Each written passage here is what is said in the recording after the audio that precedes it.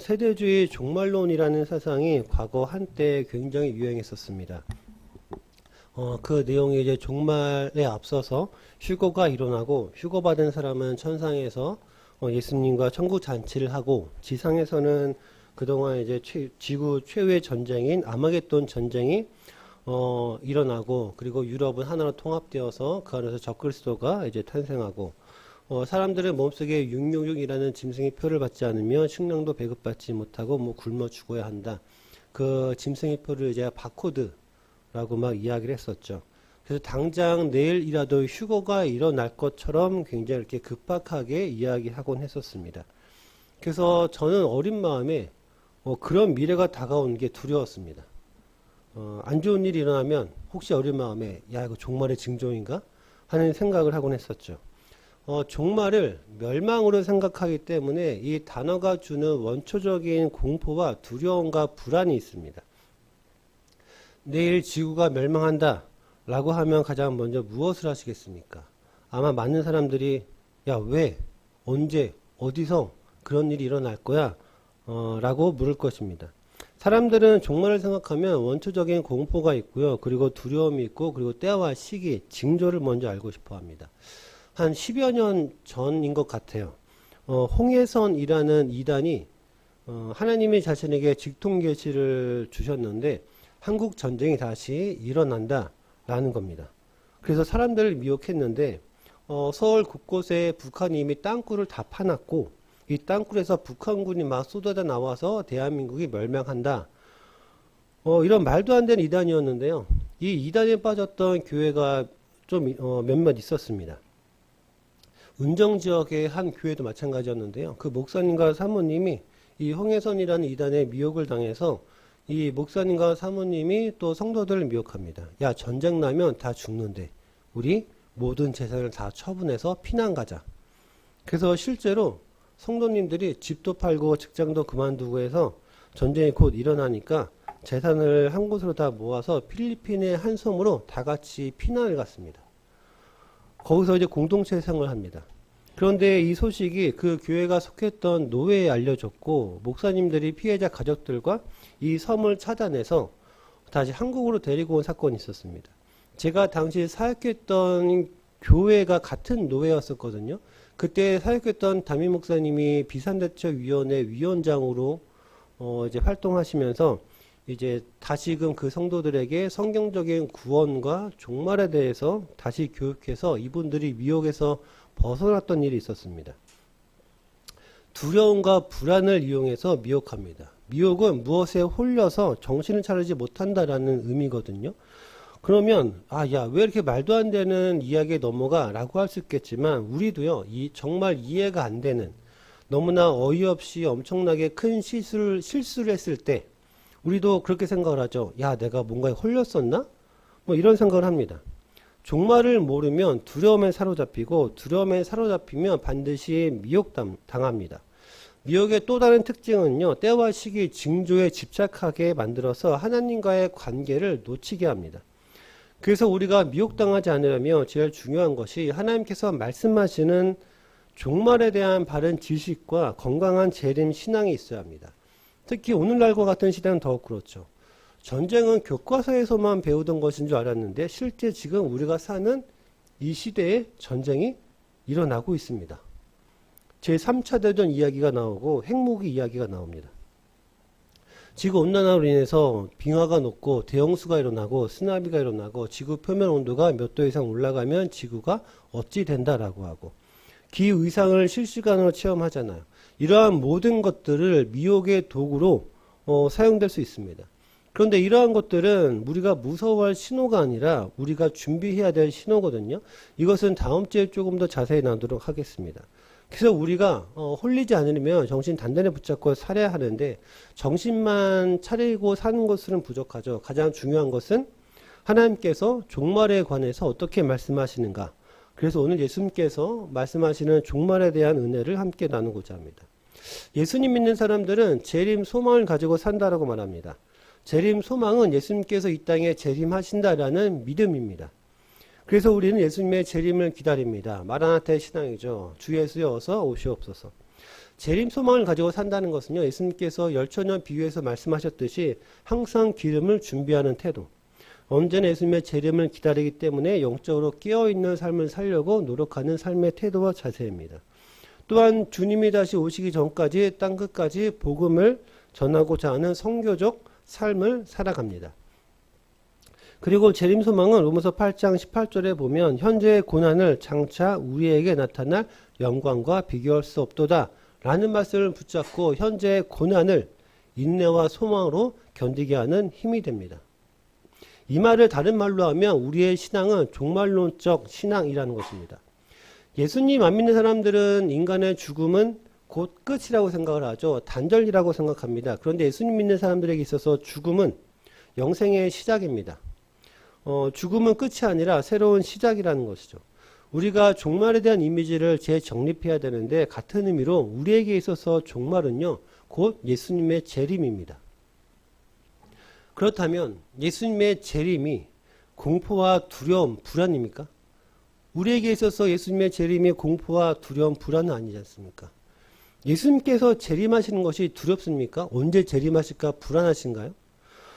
제가 초등학교 때 그때는 저 때는 국민학교였죠. 학교 끝나고 집에 가기 가장 싫었던 날이 있습니다. 정말로 두려웠던 날. 아, 지금 당장 세상이 멸망했으면 좋겠다라고 생각했던 날이 바로 성적표를 받는 날. 시험지를 받아서 엄마 아빠한테 보여주고 사인을 받아야 했던 날이었습니다. 그때는 수미양가였죠. 기억나시나요? 수미양가? 모르겠구나. 저는 웬만하면 다 양가였거든요. 뭐 잘하는 게 한두 개 있으면 저 스스로는 좋아했죠. 아, 나도 잘했구나. 뭐 시험지는 완전히 그냥 폭풍우가 내리는 그 시험지였죠. 제일 심장이 터질 것 같고 불안하고 두려울 때가 가방에서 시험지를 꺼낼 때. 덜덜덜 떨면서 아, 이것을 엄마 아빠한테 보여주면 또 얼마나 혼날까. 혼나게 될 다가올 앞날이 굉장히 두려웠습니다. 그 예수님께서 재림의 날이 이렇게 혼나게 될 날이라서 우리가 두렵고 불안한 날은 아니잖아요. 제가 저녁에 이제 끝나고 집에 들어갈 때 집에 좀 늦게 들어가면 애들이 전화를 합니다. 아빠 언제 와? 라고 물어보죠. 물론 애들이 제가 집에 들어갈 때를 맞춰서 확인해서 그 전까지 게임하고 TV 보고 실컷 놀고 있다가 아빠가 들어올 때에 맞춰서 공부하는 척, 숫자는 척, 책 보는 척 하려고 하는 것은 아니겠지만 저는 애들이 나를 기다리는구나. 나를 보고 싶어 하는구나. 빨리 집에 오라고 하는구나. 라고 믿기 때문에 아주 행복합니다. 그래서 집에 갈 때 애들한테 야, 너희들 뭐 먹고 싶은 거 있어? 뭐라도 사갈까? 애들 좋아하는 간식이라도 사가려고 합니다. 그러니까 아빠가 보고 싶어서 빨리 오기를 기다리는구나. 이런 생각은 저를 아주 행복하게 합니다. 그러니까 마찬가지로 예수님께서 빨리 오시기를 기다리는 재림 소망은 우리에게 있어서 말 그대로 소망입니다. 예수님을 기다리는 행복이죠. 예수님을 보고 싶어서 빨리 만나고 싶은 그 마음입니다. 이것을 아는 예수님께서도 행복하게 그날이 오기를 기다리실 것 같습니다. 그러니까 즐거움에 기다리고 행복이고 소망이라는 것이죠. 종말은 곧 예수님의 재림이기 때문에 우리에게 있어서 행복한 기다림입니다. 이 소망을 가지고 오늘을 살아갑니다. 이 소망이 오늘의 현재를 우리가 살아가게 합니다. 그런데 잘못된 재림 신앙은 오늘을 빼앗습니다. 두려움과 불안을 이용해서 우리의 일상을 무너지게 합니다. 내 일상을 버리게 하고 내 일상이 사라져버리게 합니다. 그런데 재림 소망을 가진 하나님의 자녀는 일상에 최선을 다합니다. 내 일상을 지켜나간다는 거죠. 내 일상을 하나님의 사랑과 은혜로 살아가려고 최선을 다해서 살아갑니다. 하루에 최선을 다하며 이 소망을 가지고 우리가 살아갑니다. 직장에서도 사업장에서도 가정에서도 최선을 다해서 일하고 공부하고 가정에서도 부모로서 자녀로서 최선을 다해서 사랑하면서 그 역할을 다하려고 합니다. 최선을 다해서 하나님을 사랑하고 이웃을 사랑하면서 살아가는 것이 재림 소망을 가지고 현재를 살아가는 것입니다. 그러니까 하나님께서 원하시는 우리의 모습입니다. 하나님께서 원하시는 우리 행복한 교회의 모습은 우리 행복한 교회가 재림 소망을 붙잡고 있다는 것은 예수님께서 재림하시기 전까지 교회의 본질적 사명인 선교와 구제에 대해서 진심을 다하는 것. 그래서 땅끝까지 복음을 전하는 선교적 교회, 긍휼의 마음으로 구제의 진심인 교회로 최선을 다해서 그 사명을 하루하루 감당해 나가는 것. 바로 그것이 하나님께서 원하시는 우리의 교회의 모습일 것입니다. 그래서 우리는 때와 시기, 징조에 관해서 궁금해하지 않습니다. 왜냐하면 하나님께서 허락해 주신 그날 하루하루에 우리가 최선을 다해서 살아가기 때문에 그렇습니다. 그런데 제자들은 달랐습니다. 그들은 때와 시기, 징조에 관해서 궁금해했습니다. 1절을 보면 예수께서 성전에서 나와서 가실 때 제자들이 성전 건물들을 가리켜 보이려고 나아오니, 그러니까 예수님께서 예루살렘 성에 입성하시고 성전에서 하셨던 일들을 쭉 돌아보면 성전을 다 뒤집어 엎으셨던 일, 장사하는 사람들을 다 내쫓고 성전 지도자들을 책망하셨던 일, 그리고 성전에서 당당히 종교 지도자들의 외식을 책망하시면서 심판을 선언하셨던 일, 그리고 이제 예수님께서 그 일을 다 마치시고 나니까 성전을 나가십니다. 예수님 시대에 있어서 헤롯 성전은 헤롯 대왕이, 예수님이 아기 때 헤롯 대왕이 유대인들의 환심을 사기 위해서 이 성전을 지어줬는데요. 한 BC 20년 정도의 성전 건축을 시작을 해서 약 10년 만에 성전을 완공하긴 합니다. 그런데 세부적인 공사와 성전 증축 등으로 인해서 AD 63년경에 드디어 완공을 합니다. 그러니까 전체 공사 기간이 약 80년 정도 됩니다. 그러니까 80년 동안 성전을 계속해서 증축을 했던 거예요. 총 면적이요, 지금 현재 축구장의 약 20배 크기입니다. 성전이 축구장 20배의 크기예요. 엄청나게 크죠. 이 성전이 대리석으로 깔려 있습니다. 성전 지붕은 황금 지붕으로 유명했다라고 합니다. 이 당시 성전은요, 굉장히 크고 웅장하고 화려하고 아름답고 보기만 해도 와 하고 감탄이 절로 나오는 당대 최고의 걸작품이었습니다. 로마 최고의 최신 건축 기술의 집약체였었죠. 그래서 유대 랍비들은요, 이 성전을 보지 못한 자는 아름다움이 무엇인지 모른다라고 할 정도로 극찬을 했었습니다. 원래 유대인들은 성전 중심의 민족이었는데 이 헤롯 성전으로 인해서 유대인들은 이 성전이 마치 자신들의 우주와도 같았습니다. 이 건물이 주는 웅장함, 이 신성함, 거룩함, 엄숙함, 뭐 이런 것들 있잖아요. 그러니까 보기만 해도 뭔가 위축되는 그런 건물이 바로 이 헤롯 성전이었다라는 거죠.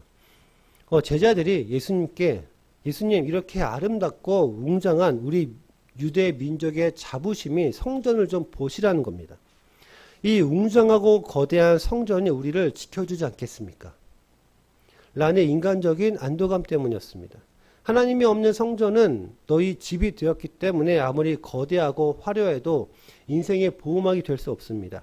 제자들은 성전의 외형으로 인해서 성전을 안전하게 바라봤지만 예수님은 그저 성전을 무너질 껍데기로 보셨습니다. 하나님의 아들이신 예수님께서 성전에서 심판을 말씀하신 이후에 성전을 떠나셨습니다. 즉 너희 집이 되어버린 성전을 버리셨습니다. 하나님의 영광이 떠났기 때문에 예수님께서 더 이상 머물 이유가 없기 때문에 그렇습니다.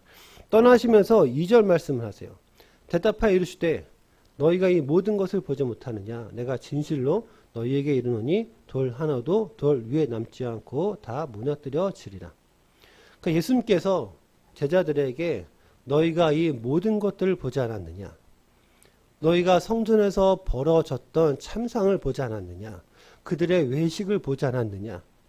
그럼에도 불구하고 단지 외적인 것 때문에 하나님의 영광이 여기에 머물겠느냐? 단지 외형적으로 웅장하고 외형적으로 아름답고 거룩하다라고 해서 성전이 하나님의 영광이 머물겠느냐? 이 성전은 철저하게 무너질 것이라고 말씀을 하십니다. 그래서 눈에 보이는 것을 붙잡는 신앙은 무너지게 되어 있습니다. 성전은요, 하나님의 영광이 임하는 하나님의 임재의 장소입니다. 그래서 세상과 구별됩니다. 세상에 없는 하나님의 거룩함이 있습니다. 세상에 없는 하나님의 평안함이 있습니다. 세상에 없는 하나님의 사랑과 하나님의 긍휼이 있습니다. 세상에 없는 하나님의 용서와 하나님의 이해가 있습니다. 그런데 하나님께서 떠나시면 성전은 더 이상 세상과 구별되지 않습니다. 하나님의 거룩함, 하나님의 평안함, 하나님의 사랑과 하나님의 긍휼이, 하나님의 용서, 하나님의 이해가 성전에서 떠나게 되어 있습니다. 그럼 무엇이 있겠습니까? 세상에 거룩함이 있겠죠. 세상에 평안함이 있을 것입니다. 세상의 사랑과 세상의 긍휼이 있겠죠. 세상의 용서와 세상의 이해가 있을 뿐입니다. 외형만, 외적인 것들뿐만 남을 뿐입니다. 하나님께서 이스라엘 백성들에게요, 출애굽하기 전에 출애굽 진영 중앙에 성막, 성소를 만들라고 하십니다. 그 이유가 출애굽기 25장 8절에 보면 내가 그들 중에 거할 성소를 그들이 나를 위하여 짓되, 그러니까 하나님께서 이스라엘 백성들에게 출애굽하기 전에 그 진영 중앙에 내가 너희 안에 거할 성소를 만들라고 하십니다. 성막이라는 특정한 장소를 지정을 하십니다. 그래서 성막을 보면 하나님께서 우리와 함께 계시다라는 것을 눈으로 보며 인식할 수 있습니다. 왜 하나님께서 형태가 없으신 분임에도 불구하고 사람들에게 왜 하나님께서 거할 임재의 장소를 별도로 만들라고 하셨는가? 하나님께서 우리의 눈높이에 맞춰서 하나님께서 우리와 함께 계시다는 것을 우리가 눈으로 볼 수 있도록, 우리가 인지할 수 있도록입니다. 그래서 성막을 보면 하나님께서 저기에 계시는구나, 하나님께서 항상 우리와 함께 계시는구나 라는 것을 우리가 피부로 인식할 수 있다라는 거죠. 그리고 가나안 정착한 이후에 움직이는 이동식 성막이 더 이상 필요하지 않게 되었습니다. 그래서 솔로몬이 성전을 건축합니다. 이제 성전이 하나님의 영광이 임하는 하나님의 임재의 장소가 되었습니다. 그래서 이 성전은 유대 민족에게 있어서 절대적이었습니다. 그런데 이 성전에서 우상을 숭배하고 온갖 추악한 죄악이 만연해집니다. 그래서 하나님께서 BC 586년에 성전을 철저하게 무너뜨리십니다. 구약에서 성전은 이사야 선지자가 말하길 기도하는 하나님의 집이라고 하는데, 거기서 우상에게 절하고 예배드리는 강도의 소굴이 되어버리니 하나님께서 무너뜨리셨습니다. 신약도 마찬가지죠. 신약에서도 예수님께서 헤롯 성전이 구약의 성전과 마찬가지로 강도의 소굴이 되어버려서 예수님께서 철저하게 무너질 것을 말씀하십니다. 하나님께서 말씀하시는 것, 신구약을 통해서 말씀하시는 것은 성전이라는 건물 자체를 절대시하지 말라는 겁니다. 성전 자체가 아니라 하나님께서 거하시는 장소가 절대적입니다. 하나님께서 거하시기 때문에 그 장소가 절대적이 된다라는 거죠. 그런데 신약에서 성막과 성전보다 더 크신 예수님께서 이 땅에 오셨습니다. 예수님께서요, 태어나실 때 마태복음 1장 23절에 보면 보라, 처녀가 잉타하여 아들을 낳을 것이요 그의 이름은 임마누엘이라 하리라 하셨으니 이를 번역한즉 하나님이 우리와 함께 계시다 함이라. 예수님께서 이 땅에 태어나셨을 때 예수님의 이름을 임마누엘이라 하셨으니 이를 번역한즉 하나님이 우리와 함께 계시다. 과거에는 성막을 통해서, 언약궤를 통해서, 성전을 통해서 하나님이 우리와 함께 계시다라는 것을 눈으로 볼 수 있었습니다. 그런데 이제는 예수님께서 이 땅에 오심으로 인하여 예수님을 통해서 하나님께서 우리와 함께 계시겠다라고 하셨습니다. 성전이라는 건물이 아니라 예수님께서 임마누엘의 하나님으로 우리와 항상 함께 계시겠다라고 하십니다. 그리고 예수님께서 부활 승천하신 이후에는 예수님의 영, 성령께서 오셔서 우리와 항상 함께 계십니다. 그러니까 예수님께서 내 삶 가운데로 찾아오셔서 함께 하십니다. 예수님께서 내 삶의 현장으로 찾아오시는 임마누엘의 하나님이십니다. 내 삶의 현장으로 찾아오시는 임마누엘의 하나님. 지금 우리가 예배드리는 이곳에 예수님께서 계십니다. 예수님을 통하여 하나님께서 함께 계시기 때문에 이곳이 하나님의 성전입니다. 우리가 예배드리고 어디로 가나요? 가정으로, 직장으로 돌아가겠죠. 사업장으로, 학교로 갑니다. 그렇다면 내 가정이, 내 직장이, 내 사업장이, 내가 가는 그곳이 내 안에 거주하시는, 내 안에 내주하시는 성령 하나님을 통해서 성령 하나님 때문에 하나님 나라가 됩니다. 그곳이 성전이 됩니다. 내가 가는 그곳이 하나님의 성전이 됩니다. 이 깨달음이 있어야 됩니다. 재림 소망, 종말론적인 신앙은 오늘 하루 최선을 다하며 살아가는 신앙의 태도인데 어떤 태도와 자세로 살아가느냐? 바로 내가 하나님의 성전이라는 태도와 자세입니다. 그래서 내 안에는 세상과 구별된 거룩함이 있고 세상과 구별된 평안이 있고 세상과 구별된 소망이 있습니다. 세상과 구별된 사랑과 긍휼이 있습니다. 세상과 구별된 용서와 세상과 구별된 이해가 우리 안에 있습니다. 내 안에 내주하시는 예수 그리스도의 영으로 성령으로 인하여 내가 하나님의 성전이기 때문에 그렇습니다. 나는 세상과 구별된 하나님의 성전입니다. 세상과 구별된 무엇인가가 내 안에 있다라는 것이죠. 그래서 눈에 보이는 가시적인 성전 건물은 무너져야 했습니다. 새 이스라엘, 예수님을 구주로 믿는 하나님 백성들, 예수님과 항상 함께하는 교회와 성도가 이제는 하나님께서 임재하시는 성전입니다. 과거에는요, 성전이 건물이었지만 지금은 우리가 움직이는 성전입니다. 지금은 우리가 움직이는 성전. 그래서 내가 집에 가면 하나님의 성전이 집에 가는 것입니다. 내가 회사에 가면 하나님의 성전이 회사에 가는 것입니다. 성전은 건물이 아니라 주님과의 관계입니다. 나와 주님과의 관계. 주님과 함께 있는 그것이 성전이라면 우리는 더 이상 종말의 징조를 찾아 헤맬 필요가 없습니다.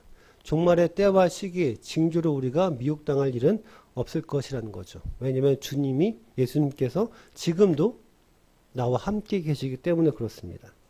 저 3절 말씀을 보면 예수께서 감난산 위에 앉으셨을 때 제자들이 조용히 와서 이르되 우리에게 이르소서 어느 때 이런 일이 있겠사오며 또 주의 임하심과 세상 끝에는 무슨 징조가 있사오리까. 제자들이요 성전 파괴 위협을 듣습니다. 돌 하나도 남지 않고 성전이 무너질 것이다. 유대인들에게 있어서 성전은 우주와도 같죠. 그래서 성전이 무너진다는 것은 우주가 무너진 것입니다. 그래서 유대인들은 성전에 무너진다는 것은 메시아의 오심으로 이해했고 메시아의 오심은 이 세상의 종말이라고 이해했습니다. 그러니까 성전이 무너진 것은 곧 세상의 종말입니다. 그래서 제자들이 예수님께 조용히 와서 묻죠. 크게 막 이야기하면 안 되잖아요. 조용히 와서 귓속말로 예수님 언제 이런 일이 일어납니까? 일어나기 전에 어떤 징조가 있습니까? 라고 물어봅니다. 그런데 예수님께서는요. 세상의 종말을 말씀하시는 것이 아닙니다. 강도의 소굴이 되어버린 너희 집이 되어버린 성전의 무너짐을 말씀하시는 겁니다. 그러니까 제자들이 종말에 대해서 잘못 알고 있기 때문에 때와 시기, 징조에 관해서 묻습니다. 그들은 성전의 화려함, 눈에 보이는 현상, 건물, 징조에 집착을 하죠. 그래서 현상에 집착하는 것이 미혹의 뿌리입니다. 때와 시기, 징조에 집착하면 현실을 버립니다. 현실을 버리기 때문에 예수님께서 미혹당하지 말라라고 말씀을 하세요. 미혹은요, 언제 집중하게 됩니다. 언제 이런 일이 일어날지에 집중하고, 복음은 누구와 함께 있느냐에 집중하게 됩니다. 그래서 예수님께서 4절 말씀을 보면 미혹당하지 않도록 주의하라 라고 말씀을 하세요. 미혹을 당하지 않도록 주의하라. 제자들이요, 성전의 외형을 보고 안도감을 느낍니다. 이렇게 크고 웅장하고 아름답고 거룩한 이런 성전을 보고 안도감을 느끼죠. 우리가 눈에 보이는 종교적 성과나 시스템을 보고 안전장치로 착각을 합니다. 예수님께서 성전을 버리셨던 이유, 성전을 떠나셨던 이유는 눈에 보이는 것에 의존하는 신앙이 곧 미혹의 시작이었기 때문에 그렇습니다. 우리를 미혹하는 것이 무엇입니까? 우리의 눈에 보이는 유튜브, 인스타, SNS. 여기서 보여지는 것들이 얼마나 화려합니까? 얼마나 먹음직하고 얼마나 보기에 탐스럽습니까? 마치 헤롯 성전 같죠? 그리고 또 얼마나 자극적인 예언이 많습니까? 유튜브에 보면 얼마나 자극적인 예언이 많고 얼마나 자극적인 종말에 관한 이야기가 많습니까? 정말로 흥미로운 이야기가 많잖아요. 때와 시기, 징조가 우리를 미혹합니다. 그래서 미혹당하면 길을 잃고 헤매게 됩니다. 그러면 하나님과 멀어지게 되어 있습니다. 하나님의 영광이 떠난 너희 집 과 같은 성전이 되어 버린다라는 거죠. 그리고 이 성전을 끝까지 붙잡고 있습니다. 그래서 예수님께서 단호하게 말씀을 하세요. 너희가 미혹을 받지 않도록 주의하라. 그래서 5절에서 14절까지 보면 예수님께서 제자들에게 때와 시기 징조에 관한 오해를 풀어주십니다. 나는 세상의 종말을 이야기하는 것이 아니야. 너희 죄악으로 인해서 무너진 하나님의 지배에 관해서 이야기하는 것이야. 그래서 전쟁보다 먼저 말씀하시는 것이 미혹이고 징조보다 먼저 말씀하시는 것이 주의하라 라는 겁니다. 종말의 가장 큰 위험은요, 징조가 아니라 미혹입니다. 이 미혹은 우리를 일상에서 떠나게 하고 일상을 버리게 합니다. 종말은요, 심판의 날이 아니라 예수님을 만나는 날입니다.